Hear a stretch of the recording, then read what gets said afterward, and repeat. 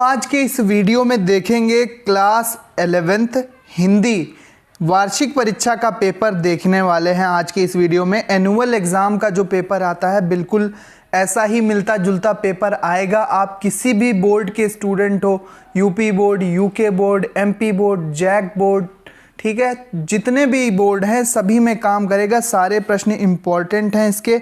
तो 2 घंटे 30 मिनट यानी कि 2.5 घंटे समय मिलेगा। 100 नंबर का पेपर होता है हिंदी क्लास 11th का, हिंदी कक्षा 11 का। सभी प्रश्न के उत्तर देना अनिवार्य है। सभी प्रश्नों के निर्धारित अंक उनके सामने लिखे हुए हैं। जल्दी से इसको पूरा सॉल्व कर लेंगे। वीडियो को लाइक कर दो। चैनल पर नए हो तो चैनल को सब्सक्राइब कर लो, क्योंकि बाकी भी सब्जेक्ट्स के मॉडल पेपर आपको यहाँ पर मिल जाएंगे। साथ ही साथ हमारा टेलीग्राम चैनल भी है, आप उसको भी ज्वाइन कर लो। वहाँ पर भी आपको स्टडी मटेरियल, कंटेंट सभी कुछ मिलता रहता है। तार सप्तक के संपादक कौन थे? तार सप्तक के संपादक थे अज्ञेय। यहाँ पर बी वाला ऑप्शन सही है। 1943 में तार सप्तक का प्रकाशन हुआ था सबसे पहले, तो अज्ञेय संपादक थे। दूसरा है कृष्ण भक्ति शाखा से संबंधित हैं। तो कृष्ण भक्ति शाखा से अग्रदास, नंददास, ईश्वरदास और नाभादास में नंददास यहाँ पर कृष्ण भक्ति शाखा से संबंधित है। यहाँ पर दूसरे का भी बी वाला सही है। अगला प्रश्न है हमारे पास, भक्ति काल की कृति कौन सी है? भक्ति काल की कृति है तो साकेत तो जयशंकर प्रसाद का है। छायावादी युग कामायनी भी जयशंकर प्रसाद की है। पृथ्वीराज रासो आदिकाल की रचना है, आदिकाल की रचना है पृथ्वीराज रासो चंद्र बरदाई द्वारा रचित। जबकि विनय पत्रिका जो तुलसीदास ने जिसकी रचना की है वो एक भक्ति काल की कृति कहलाएगी। तो यहाँ पर तीसरे का भी बी वाला विकल्प सही होगा। 4th पे चलते हैं। छायावाद के 4 स्तंभ में जो सही जोड़ा है वो कौन सा है? तो हम जानते हैं सूर्यकांत त्रिपाठी निराला हो गए, इसके बाद जयशंकर प्रसाद, सुमित्रा नंदन पंत और महादेवी वर्मा। ये 3 कवि और एक कवियत्री जो हैं, इन्हें छायावाद के स्तंभ कहा जाता है। ये छायावाद के 4 प्रमुख स्तंभ कवि हैं। अगला प्रश्न है हमारे पास, जायसी का पद्मावत किस भाषा में लिखा गया है? जायसी का जो पद्मावत रचना है, जायसी की जो पद्मावत रचना है वो किस भाषा में लिखी गई है? तो ये अवधी भाषा में लिखी गई है। यहाँ पर भी डी वाला ऑप्शन करेक्ट है, डी वाला विकल्प सही है। इसके बाद कला विव का संधि विच्छेद क्या होगा? कला विव का संधि विच्छेद होगा कल प्लस अविव, कल धन अविव कला विव। सी वाला ऑप्शन हमारा करेक्ट है, कला विव का संधि विच्छेद। इसके बाद विभक्ति और वचन में प्रश्न है, आत्माभि में वचन और विभक्ति क्या है?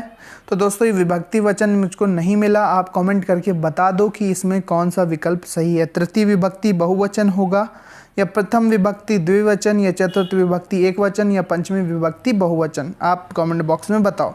इसके बाद परिताप और प्रताप शब्दों का सही अर्थ क्या होगा? तो परिताप का मतलब दुख भी होता है, गर्मी भी होता है, और प्रताप का मतलब पराक्रम भी होता है, शक्ति भी होता है। तो इस तरह से यहाँ पर पहला और दूसरा विकल्प दोनों ही मुझे सही लगे, लेकिन फिर भी मैंने ए वाला ऑप्शन यहाँ पर सिलेक्ट किया है कि दुख, परिताप मतलब दुख से है और प्रताप मतलब पराक्रम से है। ठीक है, तो यहाँ पर ए विकल्प सही है।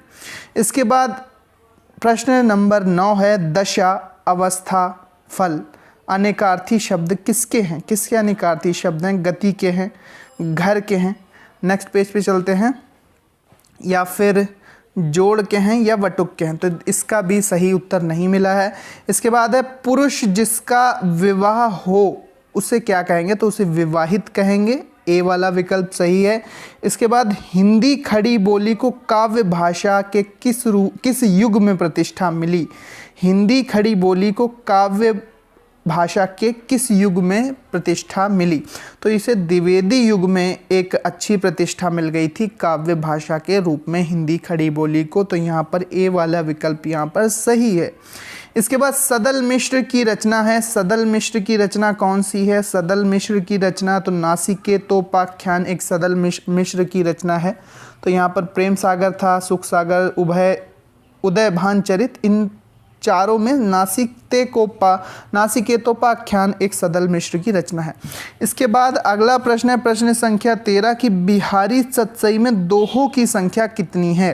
दोस्तों 20 यहाँ पर ये सारे बहुविकल्पी प्रश्न हैं। पूछा गया है कि बिहारी सतसई में दोहों की संख्या कितनी है। तो बिहारी सतसई में दोहों की संख्या दोस्तों 700 है। यहाँ पर ए वाला विकल्प सही है। इसके बाद विनय पत्रिका किस भाषा की कृति है। तो विनय पत्रिका तुलसीदास द्वारा रचित रचना है जिसकी भाषा ब्रज है। जिसकी भाषा कौन सी है? ब्रज भाषा में ये कृति आपको मिलती है। इसके बाद झरना के कवि कौन है। तो जयशंकर प्रसाद, लहर, कामायनी, आंसू, झरना, ये सभी इनकी रचनाएं हैं। तो बी वाला ऑप्शन करेक्ट है, जयशंकर प्रसाद। इसके बाद है प्रश्न संख्या 16 की निम्न में से सममात्रिक छंद कौन सा। ऐसा छंद जिसके प्रत्येक चरण में समान मात्राएं होती हैं। तो चौपाई एक सममात्रिक छंद है। 4 चरण होते हैं, चारों चरण में प्रत्येक चरण में 16-16 मात्राएं होती हैं। अगला है कि चरण कमल बंदो हरिराई में कौन सा अलंकार है। चरण कमल बंदो हरिराई में कौन सा अलंकार है। तो इसमें रूपक अलंकार आपको देखने को मिलता है। चरण कमल बंदो हरिराई में रूपक अलंकार देखने को मिलता है। तो इसका सी वाला ऑप्शन सही है। प्रश्न नंबर 18, संचारी भाव के कितने भेद होते हैं। तो संचारी भाव के कितने भेद होते हैं। तो यहाँ पर 33 भेद संचारी भाव के आपको देखने को मिलते हैं। यहाँ पर सी वाला ऑप्शन करेक्ट माना जाएगा। इसके बाद 2 ये संस्कृत व्याकरण के हैं। मयोक्तम का संधि विच्छेद पूछा गया और नामे में विभक्ति और वचन पूछा गया। तो ये 2 प्रश्नों के उत्तर मुझे नहीं मिले, आप इसको देख लोगे। अब चलते हैं 20 बहुविकल्पीय प्रश्न हो गए हैं। अब चलते हैं डिस्क्रिप्टिव टाइप के जो लिखने वाले प्रश्न हैं उनकी ओर चलते हैं। तो लिखने वाले प्रश्न में क्या पूछा गया है। सबसे पहले यहाँ पर वर्णात्मक में यहाँ पर आप देख सकते हैं कि गद्यांश को पढ़कर उस पर आधारित प्रश्नों के उत्तर देना है। ठीक है। तो आचरण की सभ्यता में भाषा सदा मौन रहती है, इसी भाषा। ठीक है। तो ये गद्यांश दिया है, इसके नीचे जो प्रश्न दिए हैं उनका उत्तर लिखना है। कौन कौन से प्रश्न हैं। प्रस्तुत गद्यांश के पाठ का शीर्षक और लेखक लिखिए। इसके बाद रेखांकित अंश की व्याख्या कीजिए। रेखांकित अंश की व्याख्या करनी है।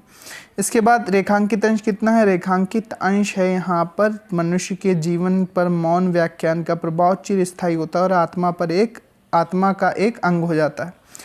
इसके बाद है आचरण की सभ्यता मौन रूप के किसके कारण खुली हुई है और निघट्टू का अर्थ क्या है।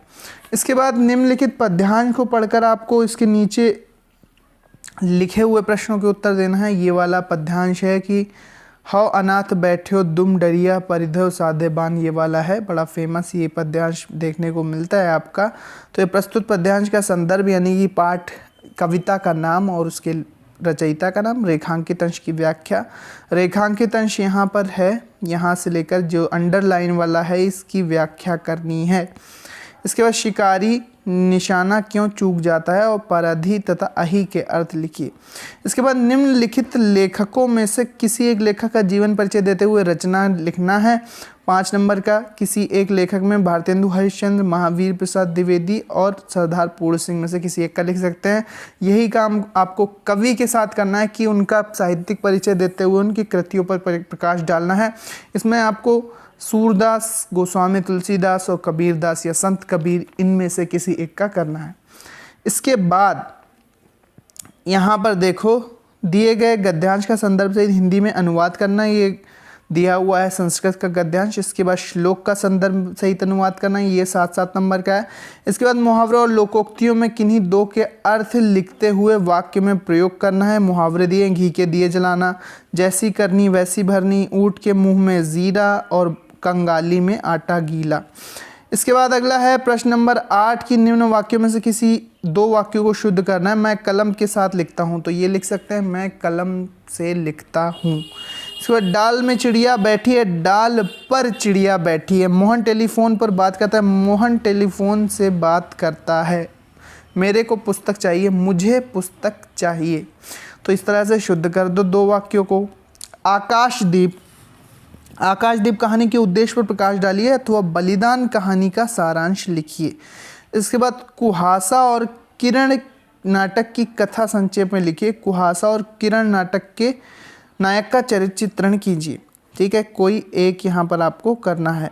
अगला है अतिवृष्टि के कारण जनपद के किसानों की समस्याओं को संकेत करते हुए उसके समाधान हेतु डीएम को एक लेटर लिखना है, जिलाधिकारी को एक पत्र लिखना है। इसके बाद प्रश्न संख्या 12 है, निम्नलिखित विषयों में से किसी एक पर अपनी भाषा शैली में निबंध लिखिए। बेरोजगारी की समस्या पर 5 से 6 पेज का निबंध लिख सकते हैं। आरक्षण वरदान या अभिशाप पर, या भारतीय समाज में स्त्रियों की स्थिति, सामाजिक साहित्य समाज का दर्पण है। किसी एक टॉपिक पर आपको निबंध लिखना है। तो दोस्तों ये था क्लास 11th का पेपर हिंदी का। अच्छे से मैंने यहाँ पर बहुविकल्पीय प्रश्न आपको बताया और सॉल्व कर दिए। बाकी जीवन परिचय वगैरह, कहानी के कथा साहित्य जो भी है, आकाशदीप, इसके बाद व्याख्या वाला पोर्शन आप स्वयं कर पाएंगे अच्छे से, ऐसी उम्मीद है। क्लास 11th का हिंदी का ये पेपर था, इसको पूरा अच्छे से भी सॉल्व करेंगे। कमेंट करो ज़्यादा से ज़्यादा। इसका पीडीएफ आपको हमारे टेलीग्राम चैनल पर मिलेगा। टेलीग्राम चैनल का लिंक डिस्क्रिप्शन में दिया हुआ है। साथ ही साथ इसका पैटर्न मुझे कुछ 9th के पेपर की तरह लगा, जहां पर 20 आपको बहुविकल्पी प्रश्न पहले खंड आ में दिए जाएंगे और फिर बाद में 50 नंबर के वर्णनात्मक प्रश्न दिए जाएंगे। लेकिन यहाँ पर ये 70 नंबर का पेपर नहीं है 9th की तरह, क्योंकि ये क्लास 11th का पेपर है। सो मिलते हैं नेक्स्ट वीडियो में। उम्मीद करते हैं वीडियो पसंद आई होगी। Thanks for watching. PDF Telegram पर है, जाकर ज्वाइन कर लो। वहाँ पर आपको सारे पीडीएफ, सारे paper, model paper, question paper, अपने भाई बहनों को भी बताओ। सारी तैयारी यहाँ पर कंटेंट आपको मिलता रहेगा। Thanks for watching. मिलते हैं अपने नेक्स्ट वीडियो में।